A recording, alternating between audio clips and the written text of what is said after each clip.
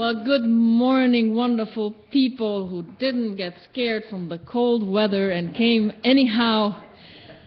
I'm happy to be celebrating with you all, and why don't we start by singing Please All Stand.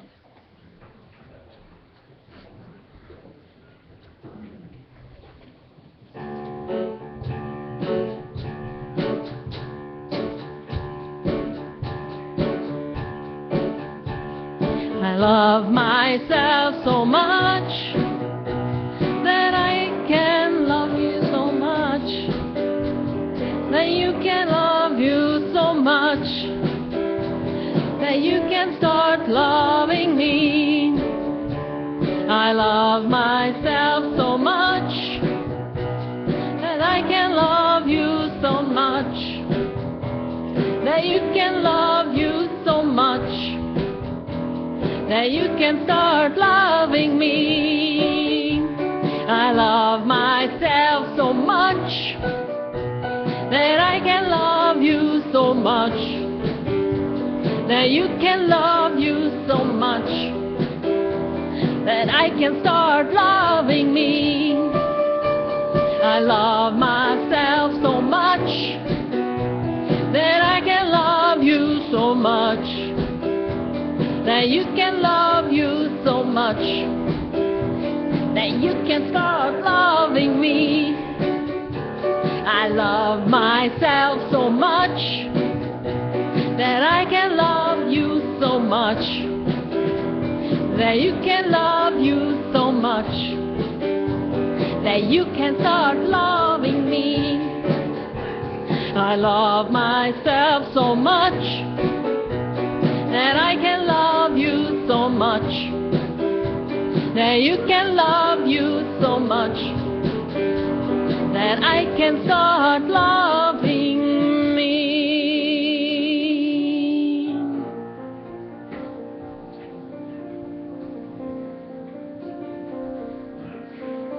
Here to remind you of your magnificence, to help you awake to all the wonder that you are. I long to show you all the joy you're worthy of. I'm here to remind you how much you're truly loved. You're here to remind me of my magnificence, to help me awake to all the wonder that I am. You long to show me all the joy I'm worthy of. You're here to remind me how much I'm truly loved. We're here to remind the world of its magnificence, to help us awake to all the wonder that we are. We long to show the world the joy we're worthy of. We're here to remind the world how much we're truly loved.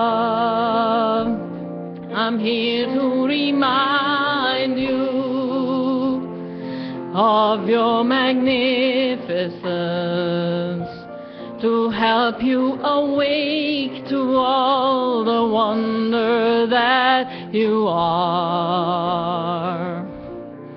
I long to show you all the joy you're worthy of. I'm here to remind you how much you're truly loved.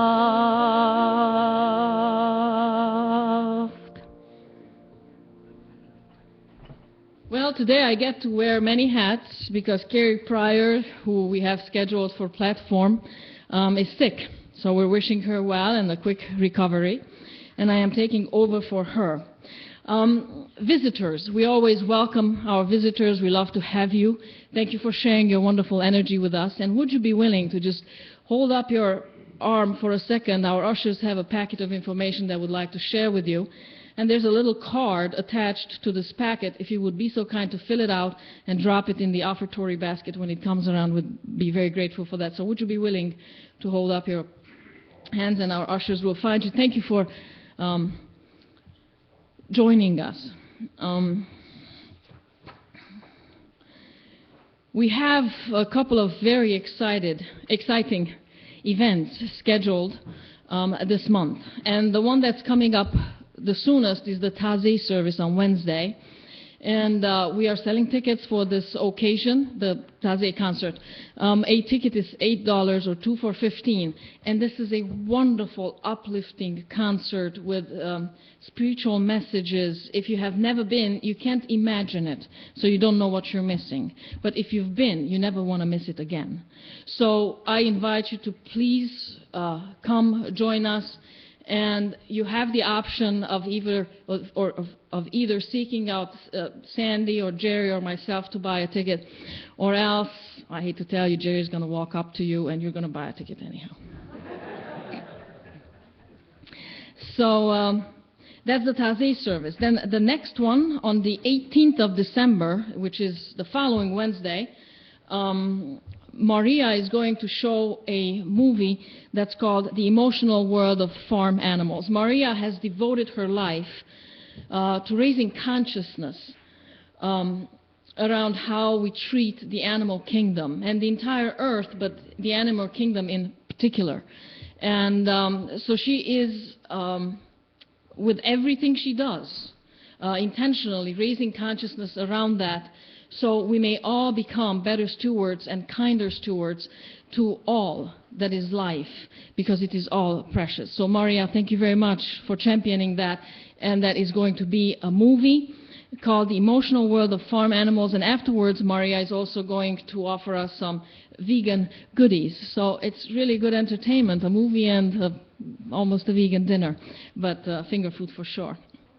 So I welcome you to that. Our Christmas concert is on the 21st of December, and that's from 7 to 9. And that is always great fun. Suzanne is the one who has organized it for many years now. And the choir is singing. I'm also in the choir this year. It's great fun. So if you think about joining a good choir, this is it. We have a good time, and we produce some good sounds too. So it's fun to be part of us. And so we invite you to celebrate with us at that concert. And of course, we will have a Christmas Eve service on the 24th of December. And off the top of my head, it's either 7 or 7:30 at night. What did we do in the past? 7, was it? 7 o'clock. It's 7 o'clock at night, 24th of December. That'll be our candlelight service. So great things going on here at Unity on the Lakeshore. Be sure to take home your bulletin or make notes so you won't miss any of these opportunities. Our tithe this month, Unity on the Lakeshore tithes. So we receive all the offerings and we tithe 10%.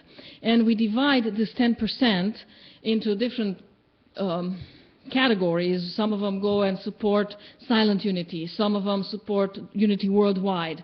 And part of our tithe goes to support a local charity.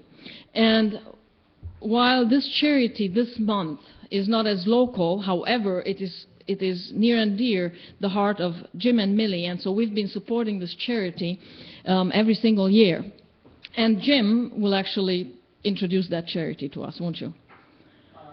Millie and I have been involved in Remember for a number of years. We go to the Pine Ridge Indian Reservation in South Dakota.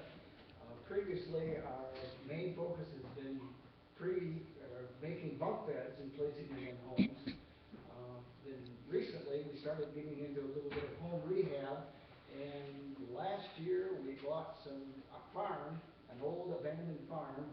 And now we're rehabbing the farm, and our goal is to make the village of Porcupine self-sufficient. We're going to teach them, we're going to farming and raising a few cattle and raising crops, and we are going to make one village self-sufficient and give them some hope and something to look forward to in the future. Wonderful. Going out in May, working on that project. Thank you so much, Jim. So there you go. That's your money at work right there. Am I missing any important announcements? Before I carry on, I would like to thank, and I would like all of you who have decorated our church on Saturday to please stand. Isn't it beautiful?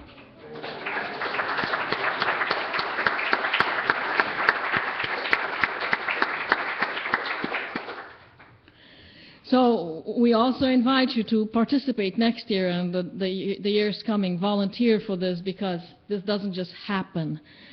People have to do it with great talent and great love and time. So thank you so very, very much, all of you, for showing up. Jerry, you had an announcement. We have a new suggestion box back in we're at the sanctuary here, so we'd like to have your comments. If you like everything, fine. If you don't like something, or would like to see anything differently, we appreciate your comments. So just tuck it in there. You don't have to sign it, but we are interested in the feedback that you might have about our service. And you know, if you have a positive comment, by all means, drop it in the box, just to balance things out. Thank you so much. All right. Today with us is Patricia Patinga and Bill Wilging, and that's always a special occasion when they are here. And in case Patricia forgets, and I hope she will say a few words as well, they brought their CDs. They write songs, so the two songs they will be singing today are originals. And there are CDs in the back, and I will let Patricia tell you the details, how much they are. But please consider them. It's a good time. It's just before Christmas. It would make a lovely Christmas gift for both you and Patricia and Bill as well. So it goes round and round. Thank you very much. Bless us with your music.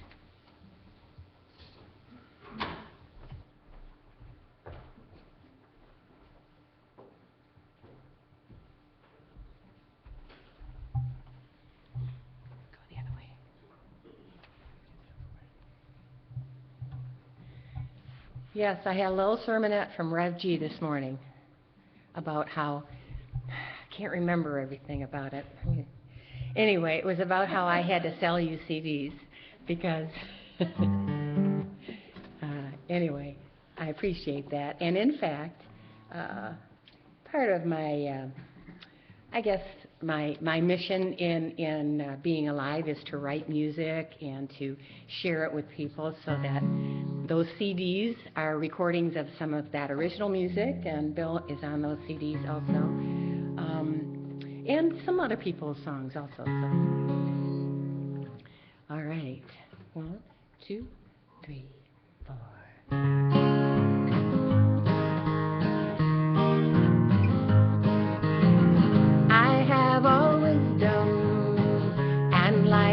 Child, I am a falling angel, searching for a smile, a way to find my way between the past and now, into the future with love to teach me how. Oh, blue, borrowed blue, all that is hopeful and all that is true. Reflections on the water, moonshine, stories we've been told. Blue borrowed new, blue borrowed new. Life is a mystery, a miracle, a river ever flowing, and a mountain still. Life is a single breath that carries flesh and bone. At once a harvest and seed that must be sown. Yes, it's all new,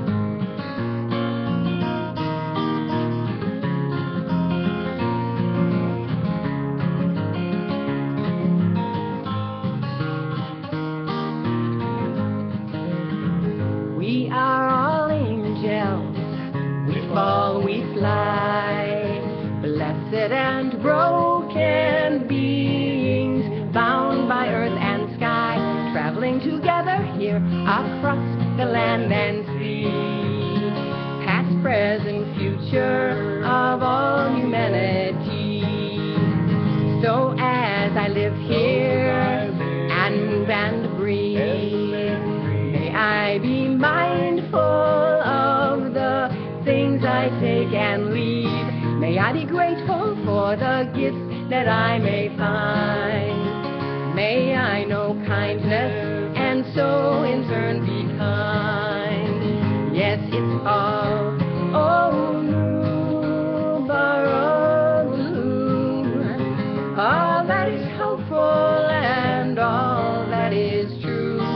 Reflections on the water, moonshine, stories we've been told. Blue, borrowed, new, old, yeah. Even in the darkest night, a light comes shining through it. Blue, borrowed, old, new, blue, borrowed, old, new.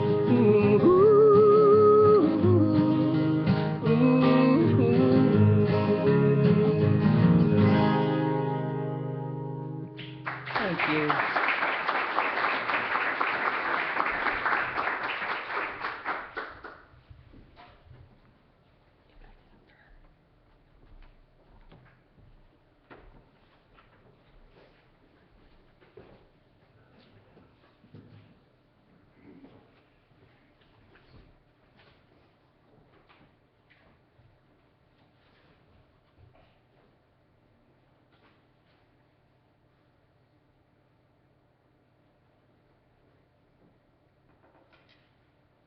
We light the Christ candle to remind us of that divinity that burns within each of us. In truth, it has always lived. Without it, we would have no source. It is the power by which we live, move, and have our being. Advent. We continue our journey into Christmas as we prepare our hearts to feel and know more of that same Christ presence that Jesus lived and taught. Our candles today are for peace. With more light, we establish peace inside ourselves. Each day is a step on our journey, and like the wise men, we come closer to inner peace, lasting peace. Angels represent our high thoughts. In Luke, we read that the angel said, "Glory to God in the highest, and on earth peace among men, with whom he is well pleased."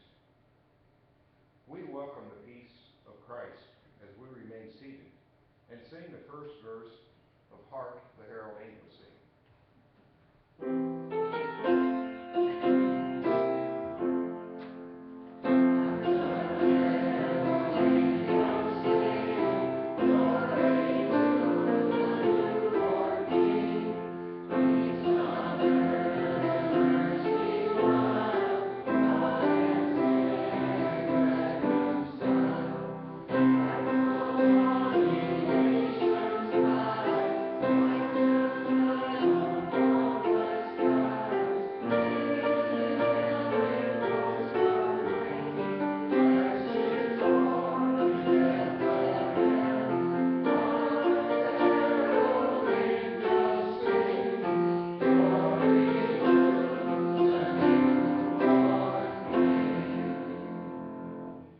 Let us pray. Father, Mother God, we dedicate all our Christmas plans, hopes, work, gatherings, and challenges to you. We know that your spirit of wisdom in our minds prepares the way for the birth of the full realization of the Christ within us. In this birth, we are at peace because we are never separated from you. Amen. Folks, it's a week late, but traditionally, the first Sunday of each month, we explain the color of the swath above the window there. It's a representation one of the 12 powers, as described by Charles Fillmore in his book. For the month of December, the color is red. It is the regenerative center. It is also represented by the Apostle Judas, and it represents life. Life gives me the ability to heal, restore, and draw upon the living Christ. Thank you, Mark. If you would please affirm with me our vision together.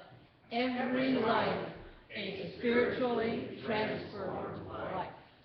And Diane, would you please read the daily word for us?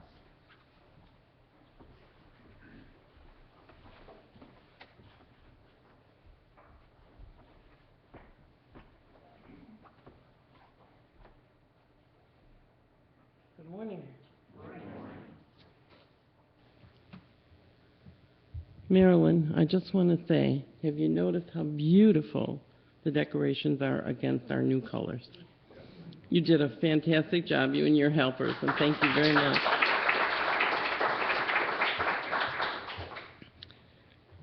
The daily word for today is on inner peace.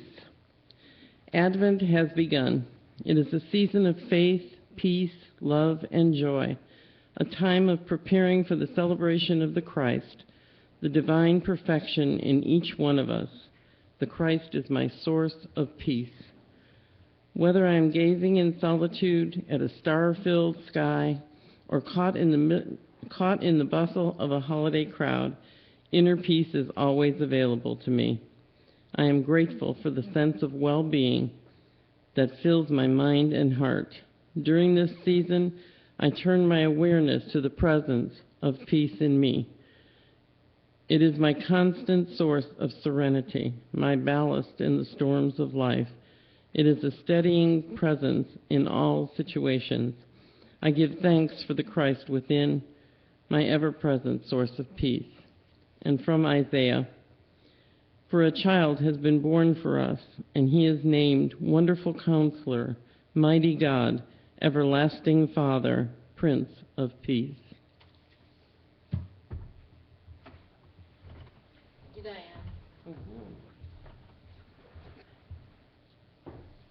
And together, let's affirm our faith. Together, there is only one presence and one power in me and in the universe, God, the good, omnipotent. Let us sing.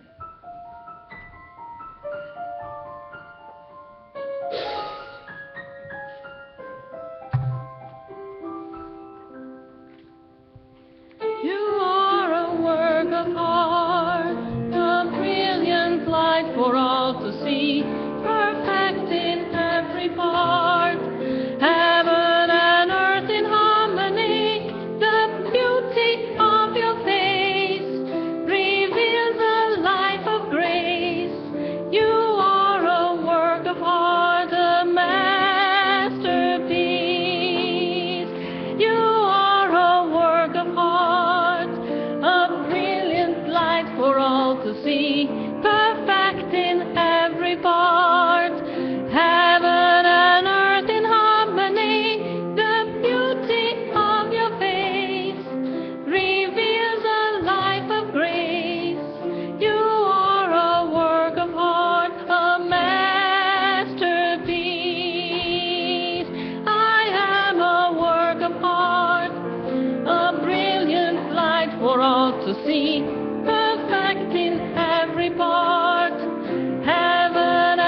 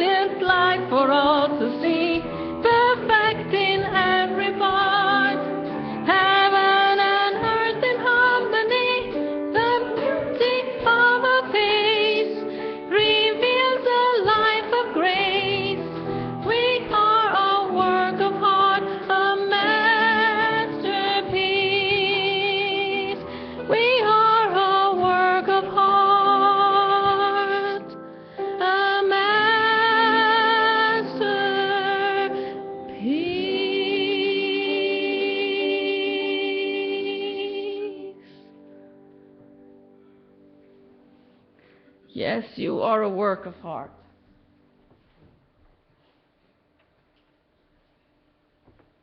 And as we prepare for our time in meditation, I invite you to close your eyes to close out any visual distraction. Find a comfortable position in your seat and take a deep breath. And allow it in, so it may become more than just words. So it may become the truth that you know, that you know, that you know. That you are a work of heart. You are indeed a masterpiece.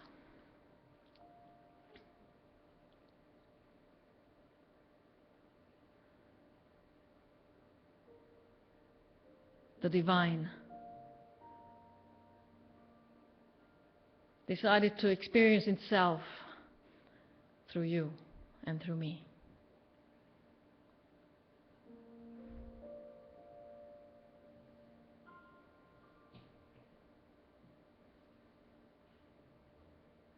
Your potential is infinite.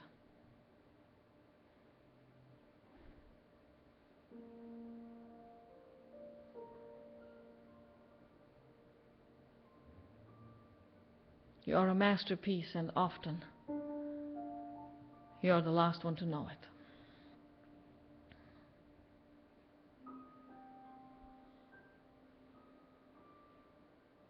I am a masterpiece. Affirm it with me. I am a masterpiece. One more time. I am a masterpiece. How does that feel? Follow that feeling into yourself and check it for its truthfulness. Check it whether you resonate with it.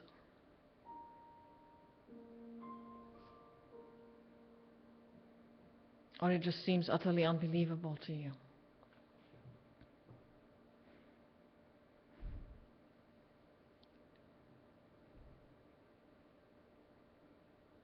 You are a masterpiece.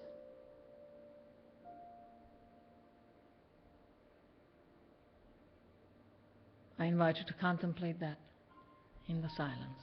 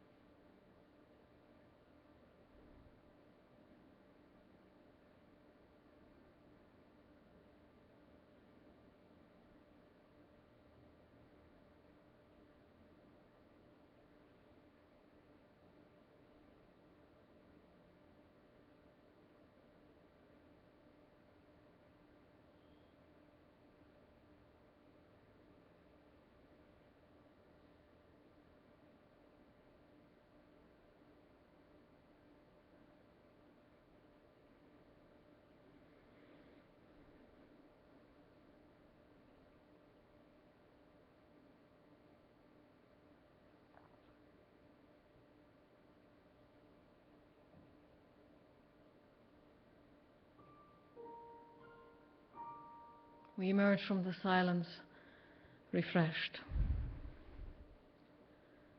with hearts open, willing to be vulnerable, willing to see ourselves as if for the first time, truly as we are. And in that willingness is the recognition of our oneness.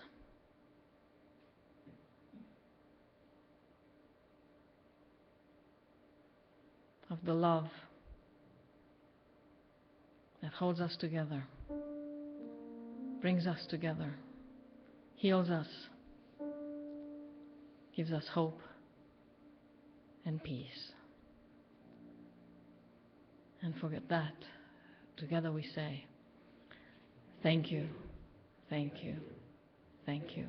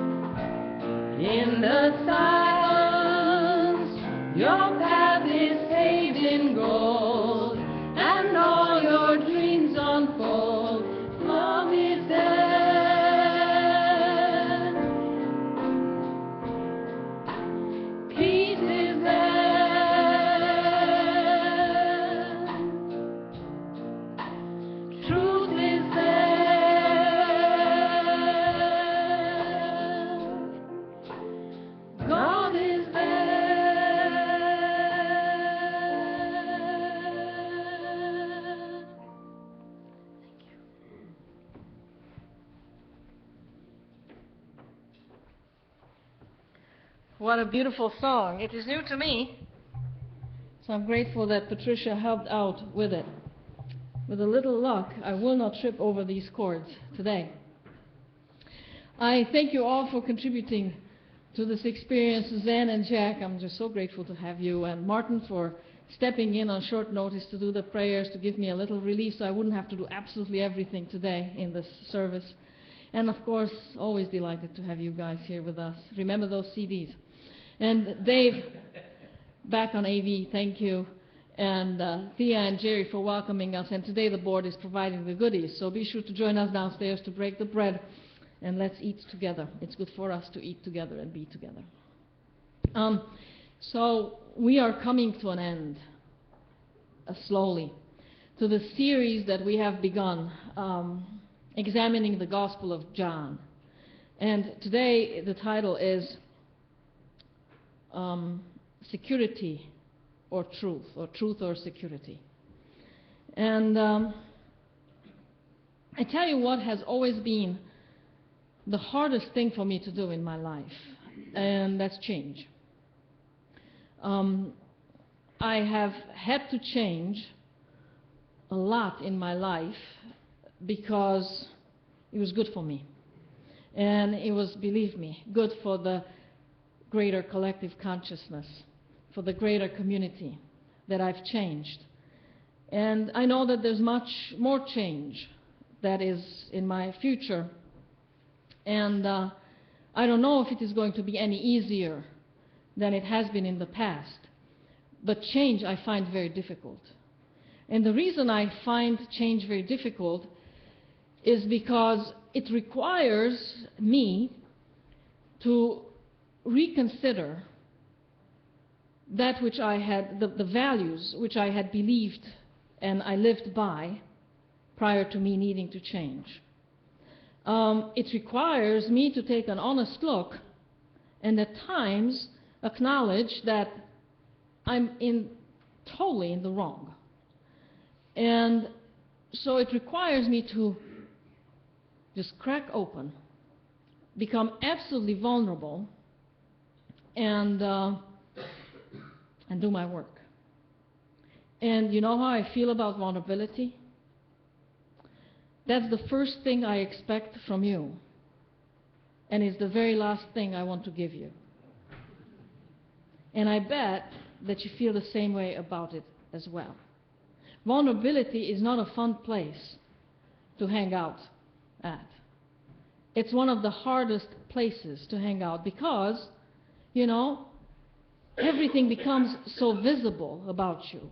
But if you don't become vulnerable, then there's no chance of real connection.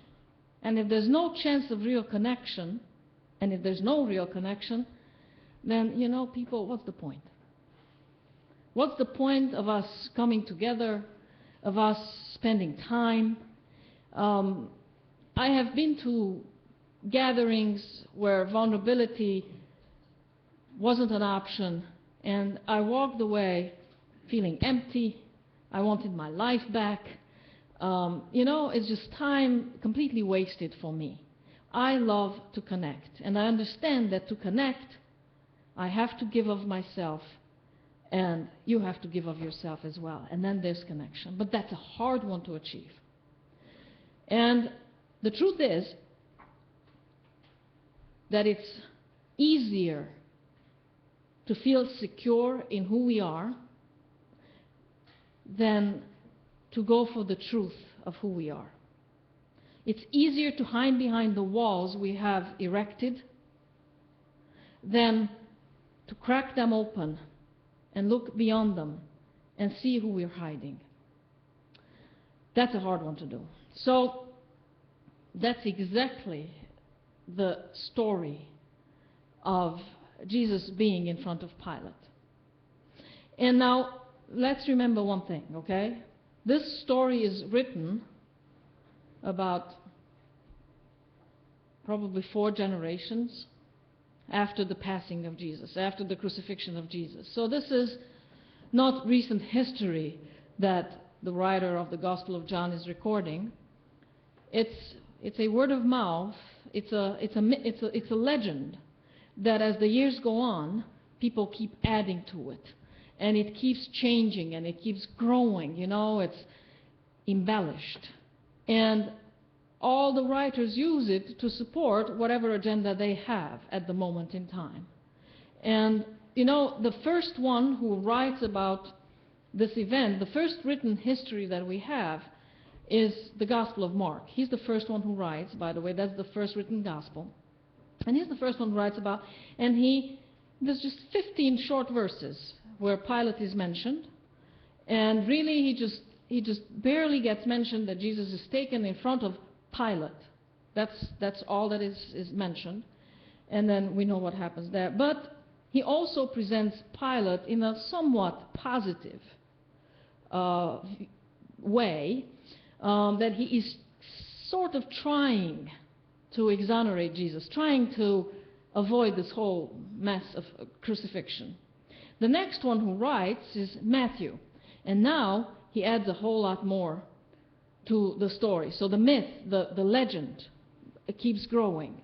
And he writes in the year 85 maybe, Matthew does, and he calls Pontius also Pilate. And so now we know that his name is Pontius Pilate. By the way, as far as historical records that we have about this Pontius Pilate is very, very limited. Almost nothing that we have. We just know that he was indeed the ruler of Judea for about 10 years. And then he was removed from there because of his complete incompetency to keep the peace in that region.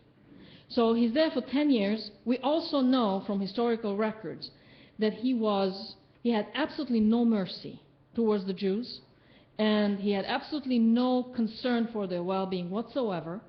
He was in fact very wicked, very hard, very harsh, a very harsh ruler, without any compassion towards the Jews or that's why I'm also thinking that the agenda that these writers have are not necessarily to present the truth, but to support their mission, that which they try to convey. So Pilate is presented in, again, in a fairly positive way.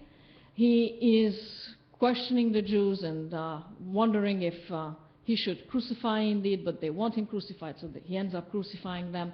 And Matthew, and that's how we also know that the legend keeps growing, in Matthew also speaks of the wife of Pontius Pilate, who has a dream about Jesus. And somehow in her dream, even though she never knew about this man before, Jesus, in this dream somehow she becomes aware of the greatness of this man. So she sends word to Pontius Pilate and says, have nothing to do with that righteous man, have nothing to do with him. You know, she wants to protect him. She somehow senses that this something big at stake. So Matthew is increasing that message that Jesus had great powers and greatly renowned in the day. And then Luke is the one who gives big historical background, because he, being the historian, wants to make sure that no stones are uncovered.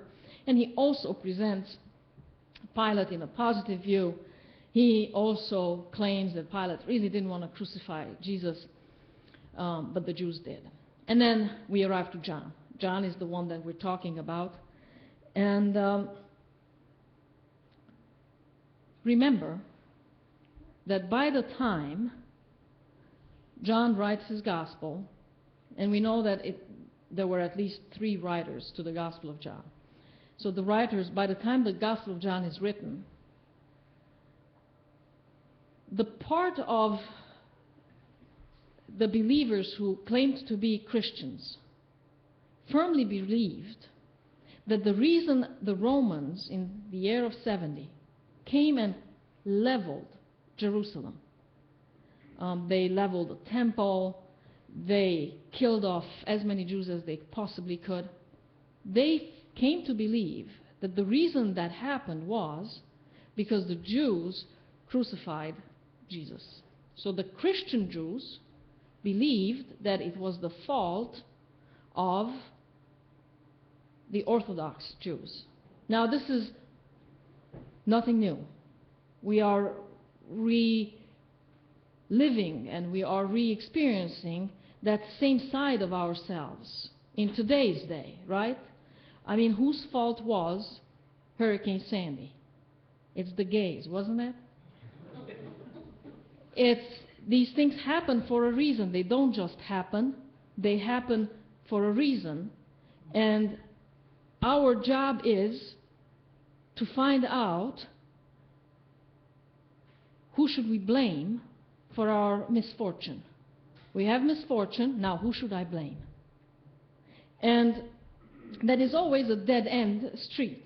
That is a low consciousness thought, and unfortunately it taps into the base fear that we all humans carry within. And if we don't choose to calibrate higher, then we start reacting out of this base fear that we all seem to be hardwired for whatever peculiar reason. But do you notice how quickly you can go to fear? I can. And then it takes me some thinking to then calibrate higher and get out of it and say, oh, no, I'm not willing to live my life in fear. I am going to come out of it and see the way of love.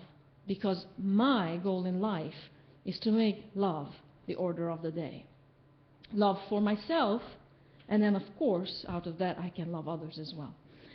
So the Christian Jews believe that the reason the Romans destroyed Jerusalem is because the other Jews chose to crucify Jesus. So do you see how they're not really looking at them very favorably, at the Orthodox Jews?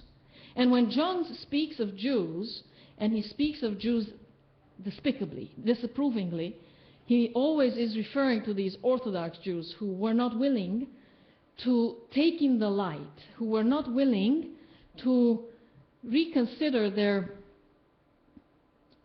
religion and their commitment to their religion, and were not willing to embrace Jesus and step into a whole new consciousness of our humanity. And in this consciousness of our humanity, this new consciousness of our humanity, one realizes one's own divinity. But only there it is possible. So the Jews capture Jesus, and they take him to Caiaphas, who's the high priest, and I never know how to pronounce him in an English way. Caiaphas, thank you. So Caiaphas, so you know who I'm talking about. The high priest, they're taking him to the high priest, and from there they're sending him over to the court of Pontius Pilate. So the Jews are all bringing him, but they refuse to enter the palace of Pontius Pilate because that's a Gentile palace that is considered unclean. And this is the day before Passover, and they want to be able to partake in the feast of the Passover, so they can't become unclean by entering this unclean area, you see? So these are people who value and observe their religious rituals. But these religious rituals are such that they allow for the execution of another. You see? They care about these religious rituals as of staying clean, but they don't care about executing another. To me, the value of those religious rituals seems deeply compromised.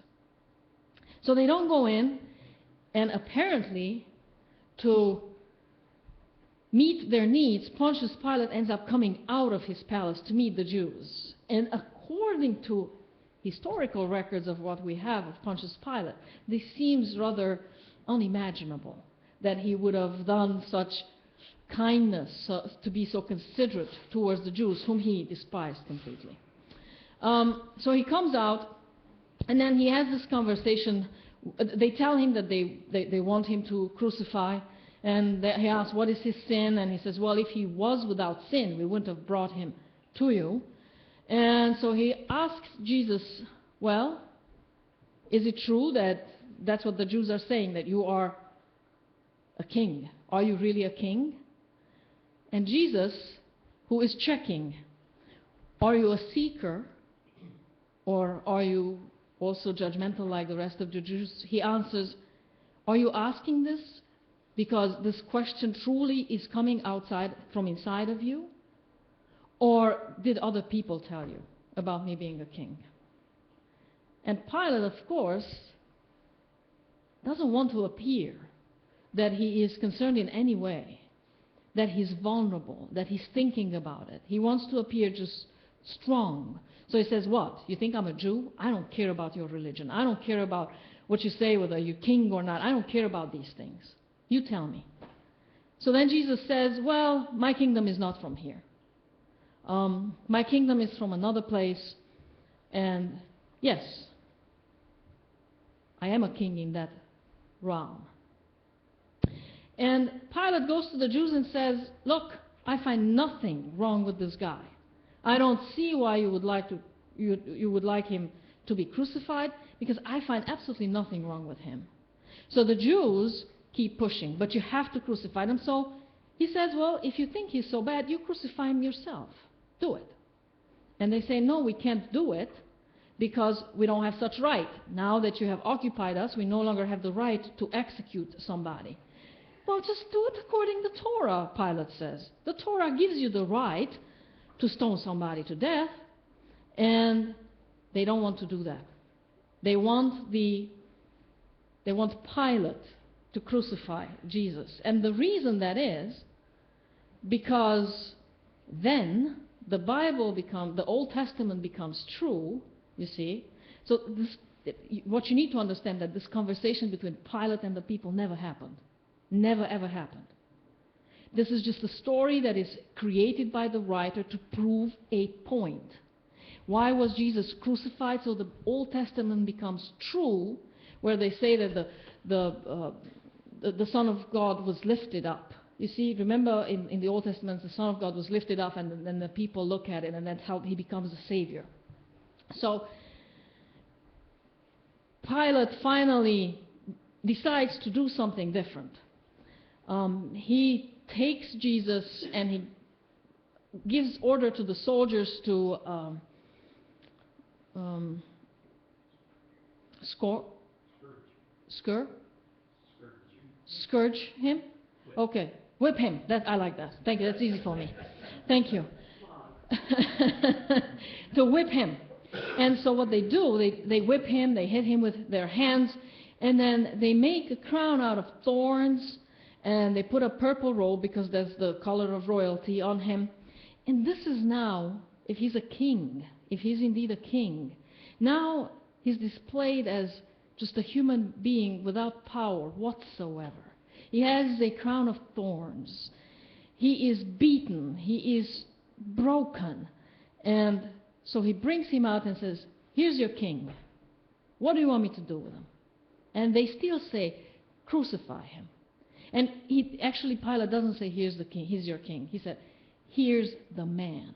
So he's making a point that, look at him. You claim that he's a king, but look at him. Could you do this to a king? Could you do this to God? Would it be possible to whip God? Would it be possible to break God, to make God bleed like this guy is bleeding? Like this guy is suffering. And the Jews still say, no, we want him crucified. So Pilate says, okay, you have this custom that at every Passover, I pardon a criminal. I'm going to let somebody go. Would you like me to let him go? And they say, no, no, no, we don't want you to let him go. We want Barabbas to go. You let Barabbas go. He was a revolutionary, who I believe Jesus was, by the way, as well. And so you crucify Jesus. So finally, Pilate just, throws in the towels, gives in, and then he crucifies Jesus. So you see that he presents this image of Pilate, that he tried everything in his power to save Jesus. But the Jews could not be convinced. They could not be satisfied any other way. They were not able to leave behind the security of their religion to recognize something great. To recognize that it is time to reevaluate that which we have believed for hundreds and thousands of years, because it is no longer serving us. There is a new consciousness that is dawning, and this man is showing it to us. And they were not able to embrace this consciousness. Instead, they had to extinguish it. That's what we want to do. When we are unable to be vulnerable, when we are unwilling to allow our chink on the armor to show, then we must execute the light around us. Then the one who says, you can change, and this is how. Your life can be better, and this is why. That this is what you need to do. We want to kill that voice. Because we can't leave the security of the beliefs of yesterday. We can't just give it up. We can't just say that it's a new day, it's a new consciousness, and I'm embracing it. And the writers of this gospel clearly are presenting a picture where they say that the ones that Jesus came out of, his own rejected him, right? The ones that Jesus came out of, they were not able to embrace this light. But the Romans are the hope. The pagans, the rest of the world, there's no hope for the Jews, but there's still hope for the Romans. And that's why they present Pilate, Pontius Pilate, in such a positive light. That's why they offer this image of him, this story of him, that he was a lot softer than in fact he was. Because sometimes the ones who are not so embedded in the security of that religiousness, for them it's easier to embrace the light. From them it's easier to embrace the higher level of consciousness, to see something else than what they've known. Does that make any sense? When you know that you know that you know something, and then somebody comes and says it is not so, wouldn't the ego want to defend itself?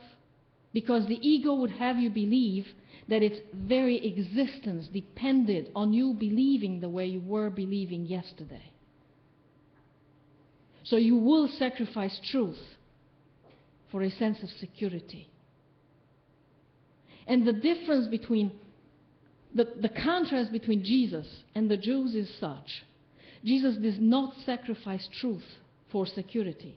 He claimed who he was, even though not claiming it would have saved his life. So he would not sacrifice truth for security. And the Jews, on the other hand, sacrificed truth for security. That's the contrast. And you know what? That is our struggle every single day, even today. That has never changed about us. That is still the great drama that humanity is playing out day by day, all the time.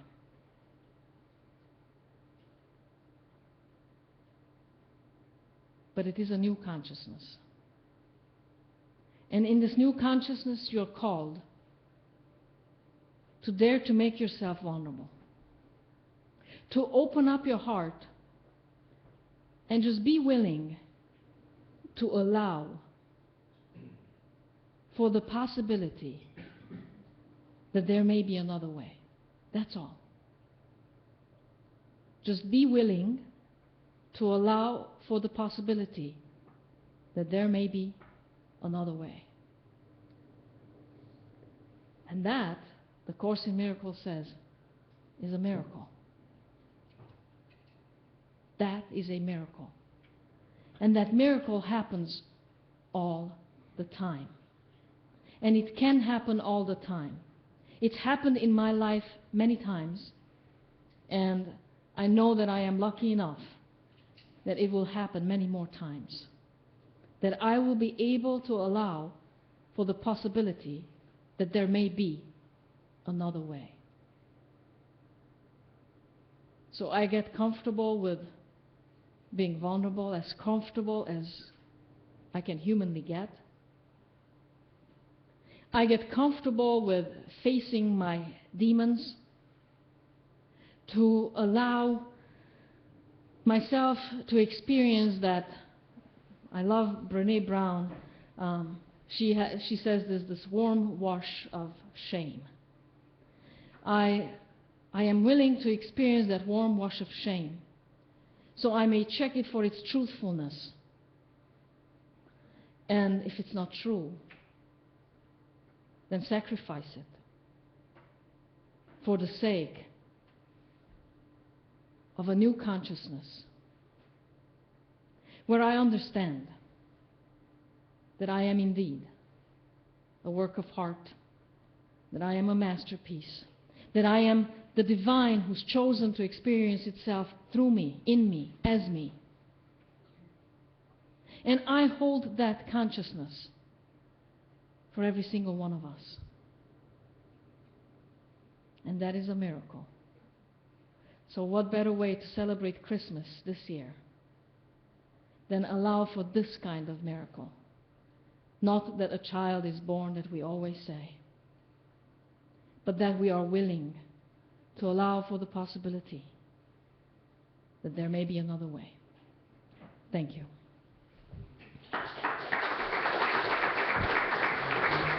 Oh, it's me. Okay, it's still me.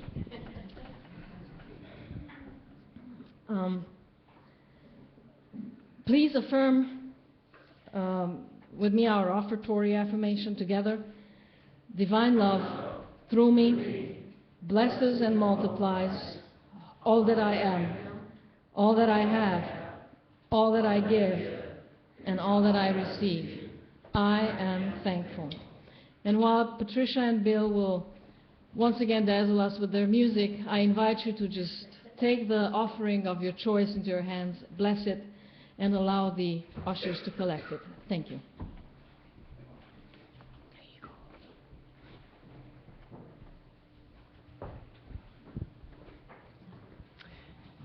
It's a wonderful Leonard Cohen song. We're not going to do it, but I'm going to learn it, and it will have new meaning because one of the lines in it refers to the cracks or where we break, and that's where the light comes in. So I'm going to learn it, and it will have new meanings for me too. Maybe share it with you sometime. This song had its meanings, had its beginnings, I should say, long before I wrote it, and it was in a unity tradition.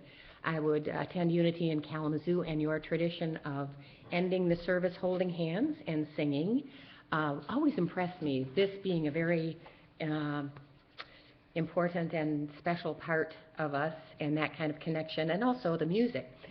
And then my family is a singing family, and we were at a nephew's wedding in Texas singing in a hotel room. And the last song we sang, we just held each other's hands. So I thought, I need to maybe write something about that experience.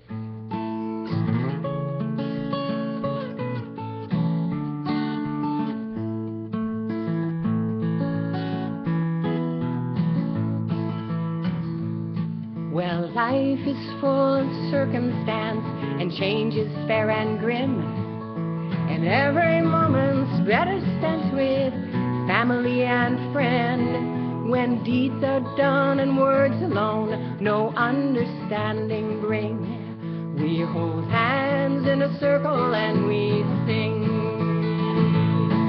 We hold hands in a circle and we sing, yes we sing. Sing our joy and sorrow, our pleasure and our pain. And from our hearts beyond the heavens our incantations ring, when we hold hands in a circle and we sing. And when a loved one passes on, that singing helps us mourn. Singing helps us celebrate when babies new are born. And when the lovers take their vows and join in marrying, we hold hands in a circle and we sing. Everybody now.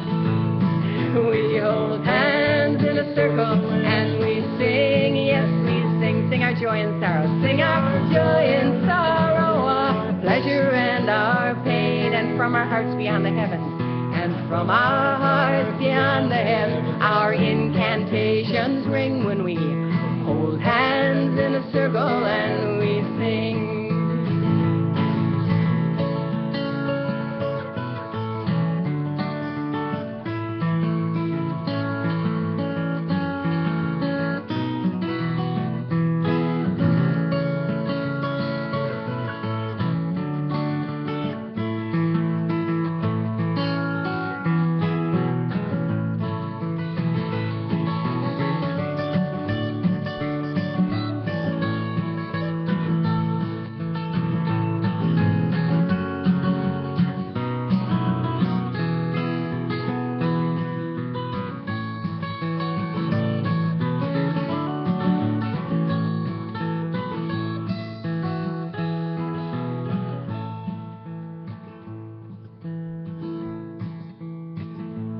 And when the nations go to war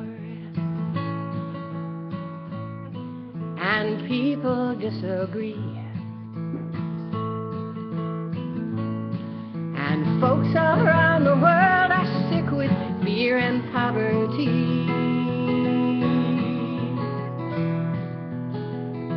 I know deep in my heart that it could be a healing thing if we'd hold hands in a circle and we'd sing. We'd look into each other's eyes and see our own selves there and feel the pulse of life that all us living beings share. We'd share our joy and sorrow, our pleasure and our pain, if we held hands in a circle and we sang. So let's hold hands in a circle and let's sing, yes, let's sing, sing our joy and sorrow, sing our joy and sorrow, our pleasure and our pain, and from our hearts beyond the heavens, and from our hearts beyond the heavens, our incantations ring when we hold hands in a circle and we sing, yes, from our hearts, yes, from our hearts beyond the heavens, our incantations ring when we hold hands in a circle and we sing, and we sing.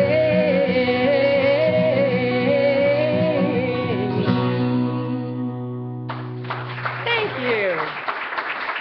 Thank you for singing.